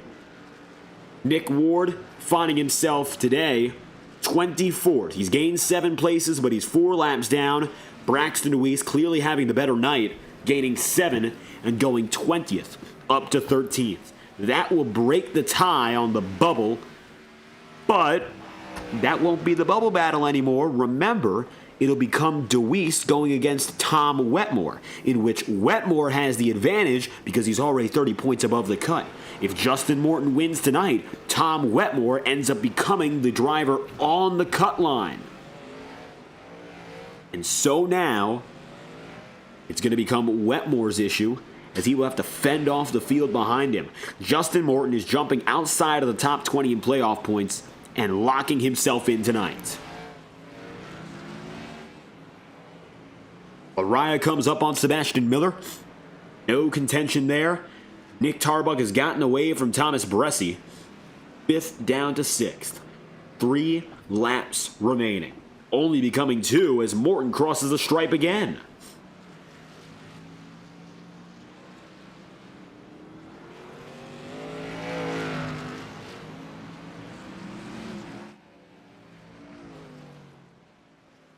Justin now only less than 4 miles away from a pivotal victory for the 2025 season, not just for himself, but also for his team and for the series, because this is the wake-up call for anyone who wants to make it into the playoffs now. He and Nick Tarbuck both are looking to make their way in and lock into the playoffs on just this race. If they do so, that leaves us with 2 fewer spots left up for grabs. 3 drivers will be fighting to make it into the playoffs, with the last remaining positions up in order.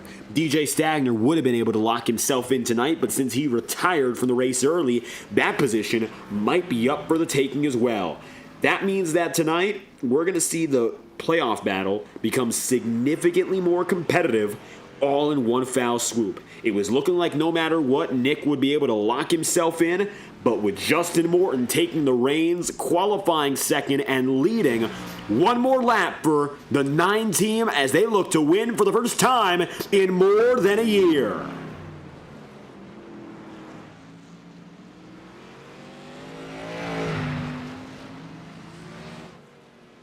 Justin Morton, far and away.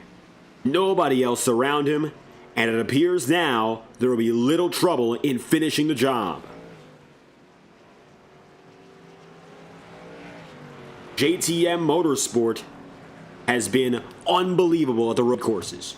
Championship leader Matthew Thunhorst, he finds himself finishing second today so long as he hangs on to the position he's got here. Tyler Hensley will come away with a career best 4th place finish and a resounding effort. Of course, he's got the applause of those in his team, no doubt, as he takes it up for his best ever run. Thomas Bressi, as per usual, always solid. He'll take 6th place off a top 5 qualifying performance. But the star of the show tonight is the man you see on your screen right here, right now. It's been 658 days since Justin Morton has come to Ignite Series victory lane. Morton Magic is back!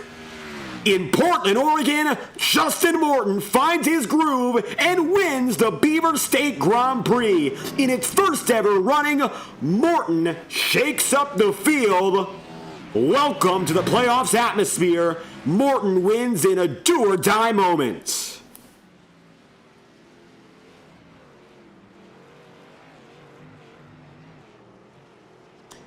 Justin, ahead of Matthew Thunhorst, his teammate, in second.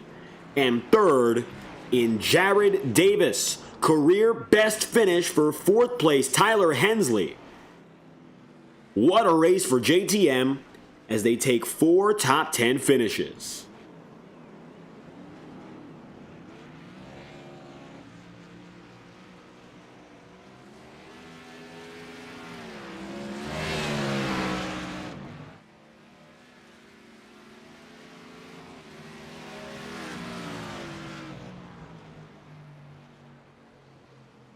Matthew Thunhorst comes up beside the 9 of Morton, congratulating his teammate.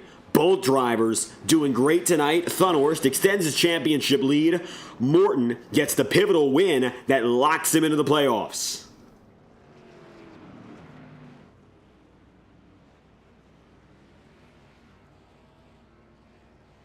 And now to burn it down for certain, a well-deserved, long-awaited celebration for Justin Morton.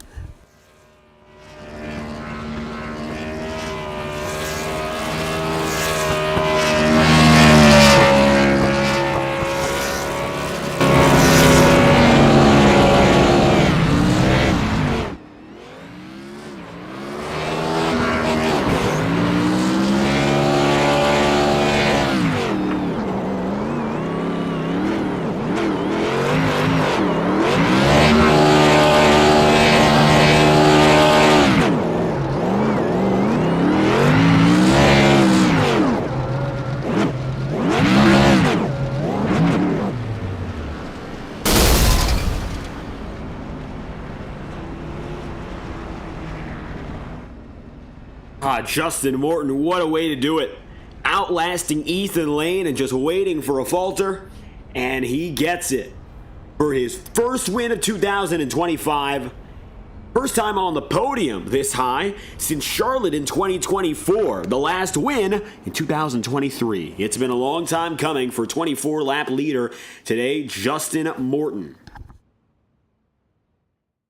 Morton comes away with a victory over Matthew Thunhorst, his teammate, in second, and Jared David, of course, who we unfortunately won't be able to talk to. He comes away in third. Tyler Hensley finishes it off with his career best finish in fourth. Nick Tarbuck in fifth. Then Thomas Bressi for JTM, rounding out an amazing day for the team. 4 top 10s, Bressi 6th place. You'll have Michael Araya then in 7th with a P8 going Ethan Lane, 9th in Jacob Fife, and Tom Wetmore P10. 11th place on the day, following that will be Jack Drucker. You'll have Cody Smith in 12th. 13th in Braxton Deweese and Casey Shue, P14. Blake Gordon, 15th. Matt Sisler, 16th. Sebastian Miller, 17th place, as Elliott Henderson, Will Reichard, and Josh Gallagher wrap up the top 20. Your final drivers go as follows. 21st place, that's going to be Boomer Logan in the number 94. Andrew Hamilton goes 22nd after a series of late control issues. You could see him sliding around, particularly off of turn 12. 23rd is Steve Durham with Nicholas Ward 24th and 4 laps down. Ward having a troublesome day, which may well impact him in the championship standings. We got to watch out for that. Brant McClendon, 25th place. Hunter Madalenas, 26th after an abrupt retirement. The number 017 was up to 4th place and gaining on Jared Davis before quickly dropping off the racetrack. 27th in Brandon Bernhardt. DJ Stagner, 28th. It was then Ryan Potter, 29th, and last guys on board, 30th in Calvin Filarski, 31st in Ronnie Osmer, and Josh Christman, 32nd from Portland. This is one of those races that a driver waits for, week after week, month after month, and for Justin Morton, it was almost a case of being patient for years of time. He's already won at a road course before, but it's been a while since we've seen this 9 team so dominant. JTM Motorsport puts the icing on the cake and locks another driver into the playoff picture. Race victory, Justin Morton, the most important opportunity, maybe the best opportunity for you, and you capitalize on it fully to take hold in Portland. Yeah, I fully agree. That was definitely my best opportunity and probably really my last good opportunity to actually do this. It was kind of disappointing earlier in the year, not performing to what I thought what I expect myself to be able to do on road courses, and it feels good to come to Portland. I feel like it's one of the road courses I more gel with, so it felt good to finally put one together. And it all began with a qualifying performance, second place, and we were watching the standings, and we knew that tonight for you, victory was, I'm sure, what you were looking for most off. You're great at the road courses, but qualifying giving you a real leg up here, ahead of all your teammates and only alongside Ethan Lane. So how was it keeping up with the Lane team for that first half? Yeah, it felt pretty good keeping up with him. I know he was pretty good on the long run at all the previous road courses. So keeping up with him, during the middle of the run, he started to pull away from me. And then I started reeling back in near the end of the run. I think I was right on his bumper when we came into pits, which I think really helped me a lot there. I might have pressured him to speed, which it's pretty easy to speed off this pit road. So just, it was just exactly what I needed. And that minor penalty with a huge consequences, of course, you still had the pace to keep up there with Ethan Lane. You think if it remained the same between you, you would have had a shot to win it? I think I would have had a shot, especially seeing that longer run pace at the end. But it's so hard this is a really hard track to pass at. So I was trying to undercut him coming to the halfway points. And he did the same exact thing as me. So I knew it was going to be even harder at that point, but yeah, it still worked out in the end. Now this victory, of course, The most important thing about it is that playoff opportunity, and you find yourself back on the board now. So the last 2 races of the regular season going to be a lot less stress for you. But from here on out, we're going on to those ovals where everyone is pretty jam tight when it comes to pace and performance. With that being said, are you going to take any extra steps to prepare yourself for that championship run? Yeah, I don't know. I'm just happy to be able to make it the playoffs, especially seeing where I've been at in the points all season. I feel like I've started to put better and better results as the season gone on. I feel like I'm good at a lot of the tracks in the playoffs. So, hopefully that'll help. And the win with the extra bonus points for that is another plus. Now, perhaps the biggest shakeup of the entire year, the 9 team is back alive with a huge victory at a brand new track. Justin Morton, anything else you'd like to add after this checkered flag? I like to thank my teammates. They stuck through that race. It was really hard. I felt like a really long race and a really hard race at a pretty technical track. I felt like everybody seemed to do a pretty good job adapting to this new place. Thank you for doing the broadcasting and all the admins for all the work they've put into this league over the past on the Ignite side at least 3 years. It's been a great run. Justin Morton, of course, you never know if it's that final chance to take it to victory lane, but you made the most of this one and took it right back. The 9 team for victory in Portland. Thank you for your time. Thank you. Justin Morton gets on his way, and what a win it was for the 9 and for Matthew Thunhorst. His team does not stop moving. They've been on the up and up with remarkable performances consecutively, and even though it wasn't a win once again, either way, JTM Motorsport just kept the field on a leash tonight to go 1-2 and with 4 top 10 finishes. Of course, for you, Matthew, you extend your championship lead as we head toward the home stretch of the regular season. Yeah, David, considering I hadn't even run a lap at this place before we joined into practice, can't complain too much about a second place. And I mean, honestly, with Ethan getting speeding penalty there and Hunter just not qualifying very well, I mean, I felt like I had good top 5 speed, but yeah, I really needed Ethan to probably stay in it and probably have Justin burn his stuff up because there at the end of the first run, I started finding out something. I just had to get rid of the mistakes that I was doing, and it didn't happen, but it's cool to see Justin finally have some success and get the monkey off his back for at least a week, and lock himself into the championship. So, and I'll take a second and extend the points lead. And it kind of sucks that the points lead's coming because Bressy's got major computer problems for the umpteenth week in a row again. So, but without that, he'd probably be pretty tight, and we've been pretty close mirroring each other. So. If it turns around, he'll probably be better at Texas, and we'll be pretty evenly matched at Homestead, or not Homestead, but New Hampshire. So definitely trying to fight to get this regular season championship regardless. Tonight, it looked like you, Morton, Ethan Lane, the best pace outright. Of course, Justin and Ethan able to sort of get themselves out of everyone's way, but you were the only other driver within 10 seconds of our race winner. Now, pace looked like it was no issue tonight. How are you managing the tires? We saw clear fall off, but did it play too much in your strategy? There were times I'd start losing the fronts a little bit. My downshifts were a little bit sloppy, and I was in spots with that and are losing time with the bad downshifts, and I would burn up the fronts a little bit. But once I got that figured out, it was good. It's just a little bit struggling with the rears. I mean, I think everybody was struggling with the rears. I mean, these are just big old fat unwieldy things and just like to eat tires. So for the most part, hanging in there, I knew about lap 40, 45, somewhere in that range that Justin kind of stretched it back out to 3 seconds, and I knew it was over because he's been really good about tires. So, but regardless, you look at the timesheet and like you said, pretty close. I mean, we pulled like 20 seconds on Jared. So definitely a comfortable feeling to be up front, come to a new racetrack, no laps before night, and just really perform. And we look at Hunter and Ethan as kind of the fast guys and be pretty much in the ballpark and hanging pretty close to them. I mean, like I said, if I would have gotten rid of the mistakes, I think I could have been a second or two back before they pitted that first run. But just really just too unsettled that first run, especially that first 10 laps, and I kind of ate the tires up. So, we'll definitely run out of here and be happy with the second, and I think that puts my road course finishes like an average of like 2 point something. So we'll take it for sure this year. Now, you're locked into the playoffs no matter what happens from here, so making it in isn't the conversation piece.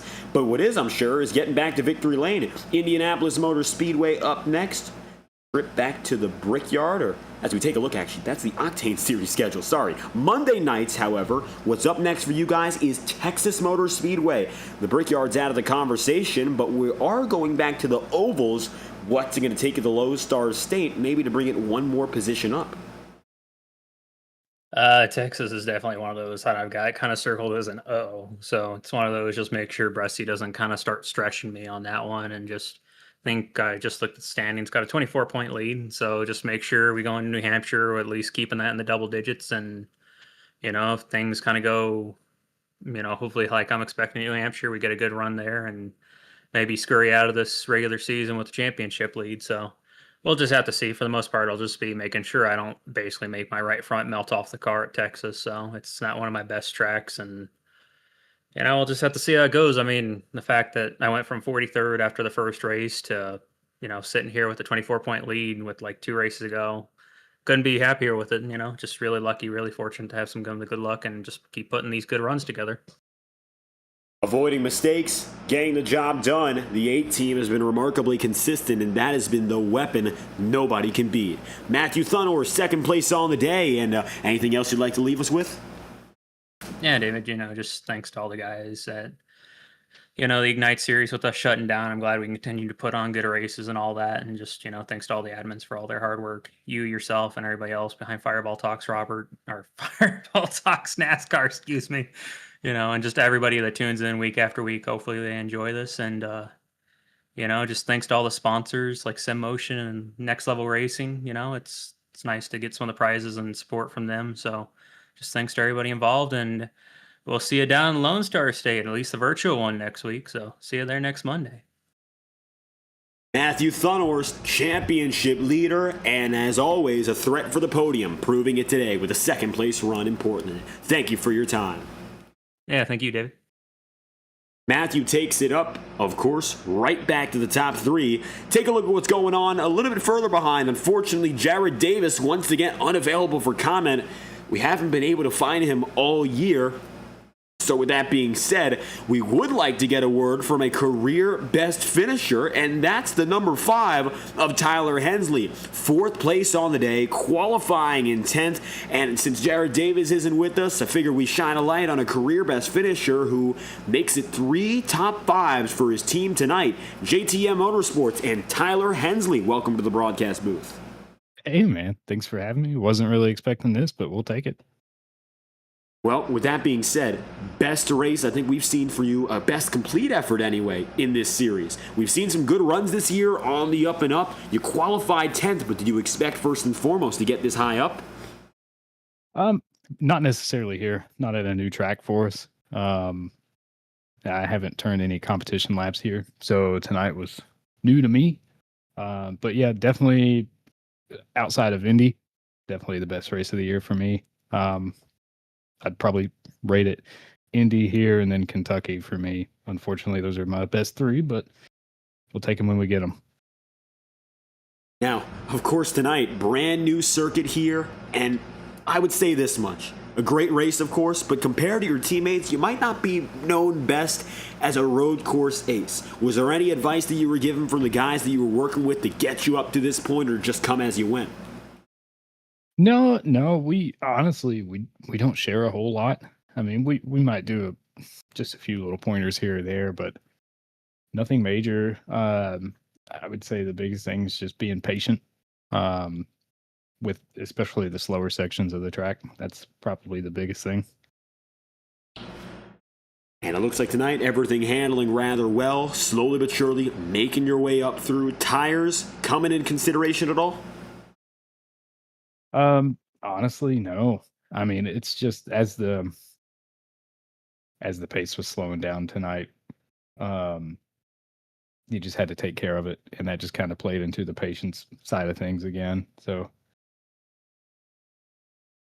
well, with that said, Tyler, fourth place finish, best of the season, and limited opportunities from here to chase a podium or beyond. We're going back to the ovals as we head to the end of our regular season.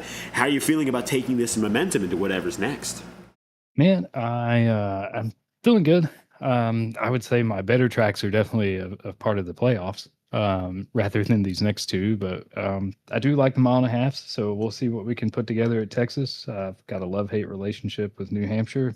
Don't like it, but usually pull something out there. So we'll see what happens.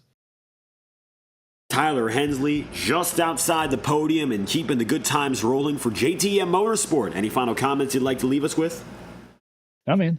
Just thank you for coming on board here and taking care of the broadcast and doing a great job. And, shout out to all the JTM guys. It's 3 top 5s tonight, like you mentioned. And it's a good day for us. Tyler Hensley in the Exalta number 5 up to P4, 6 spots gained on the day, and a real strong result. Thank you for your time. Thank you, buddy. With Hensley on the move, unfortunately, Jared Davis, we're not going to get a word with him tonight, but he comes from 4th to 3rd, and it looks like it's an up and up for the guys who finish in the top 3. Jared goes from 4th to 3rd. Matthew goes from 3rd to 2nd. Justin goes from 2nd to 1st.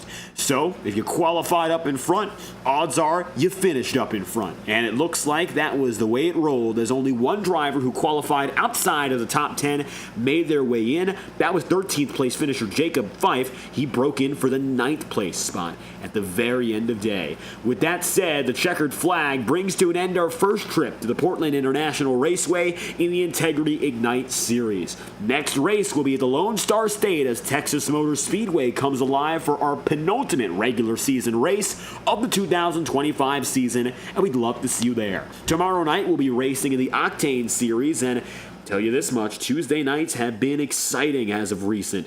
Now we'll see who's got it up next, as it's going to be Dover, Delaware tomorrow night. Same time, same place, 9 p.m. Eastern on FTN Broadcasting. Thank you for tuning in. I've been your host, David Kreutz, commentating and producing. If you enjoyed, make sure to leave a like on the stream and subscribe to the channel. Your support is always greatly appreciated. Congratulations to Justin Morton on his first victory of the year. We look forward to seeing you tomorrow night and hope you have a fantastic night. Racing isn't easy, but experiencing it is. iRacing puts you in the driver's seat with the industry's leading sim racing game. Drive on laser scan replicas of the greatest racing circuits from around the world. Go head-to-head against other drivers chosen by skill-based matchmaking to ensure competitive racing at every level. Compete across all your favorite series. In officially licensed cars, engineered to deliver the most accurate driving experience possible.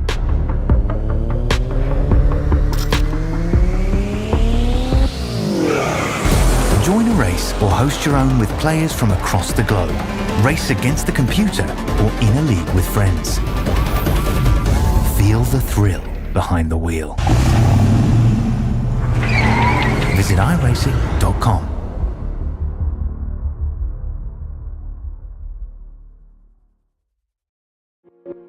Boundless makes its presence felt. It will not be ignored.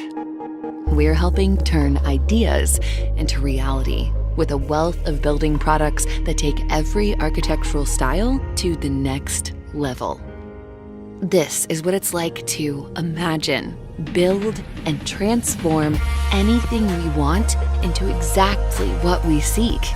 This is what it means to be boundless.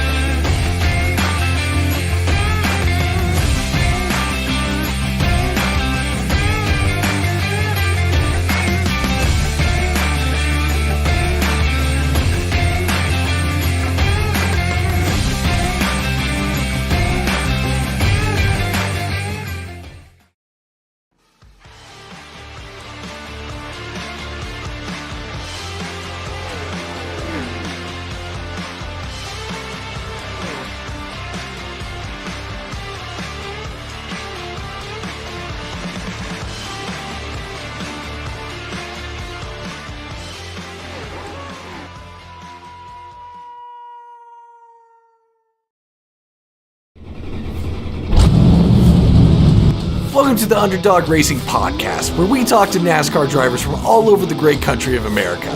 Each week, we chat about the latest races, share stories from the track, and get to know the drivers behind the wheel. We break down the action, hear from drivers about their experiences, and dive into what drives them to keep racing. Whether you're a longtime NASCAR fan or just curious about the sport, this is the place for you. So tune in to the Underdog Racing Podcast, your inside look at the world of NASCAR. Catch us every Wednesday at 6:30 Eastern.